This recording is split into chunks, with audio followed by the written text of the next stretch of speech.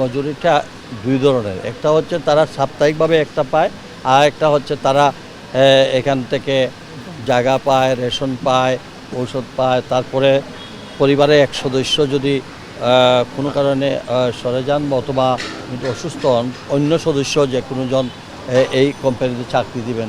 তো কাজে এটা কিন্তু চা বাগানের যে রীতি, এটা অন্য কোনো প্রতিষ্ঠানে নেই।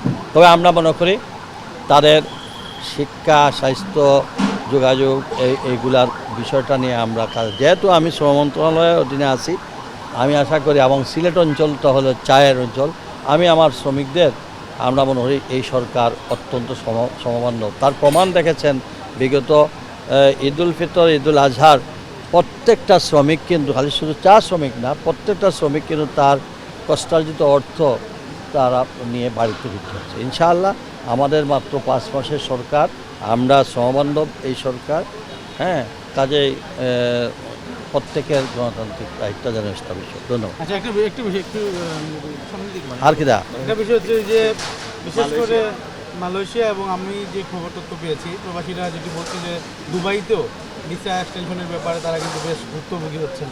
এটার ব্যাপারে সরকার আসলে কী ভাবছে, এবং অনেক অনিশ্চয়তার মধ্যে কিন্তু শোনেন, অনেক ধরনের মিস ইনফরমেশনও মাধ্যমে কথাবার্তা। আমরা দুবাইয়ের বিষয়টাও আমরা কূটনৈতিক চ্যানেলে এটা দেখার জন্য অলরেডি বলে দেওয়া হয়েছে। এটা আসলে কী তথ্য আমরা সব আপনাদের মাধ্যমে 2-4টা বিভিন্ন, কিন্তু কেউ যতটুকু শুনেছি এর এগেনস্টে আমরা কূটনৈতিক চ্যানেলে সেটা যোগাযোগ, এবং এমন হয় সপ্তাহখানিকের মধ্যে তারা রিপোর্টটা দেওয়ার পরেই। আর এর মধ্যে আমরা বলছি ওইখানে আমাদের যে রাষ্ট্রদূত আছেন, উনি ওই কূটনৈতিক চ্যানেলে যাতে আমাদের প্রবাসীদের এই সমস্যা দূর করেন।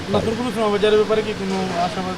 কেন, সব ওপেন, সব জায়গায় ওপেন হবে ইনশাআল্লাহ।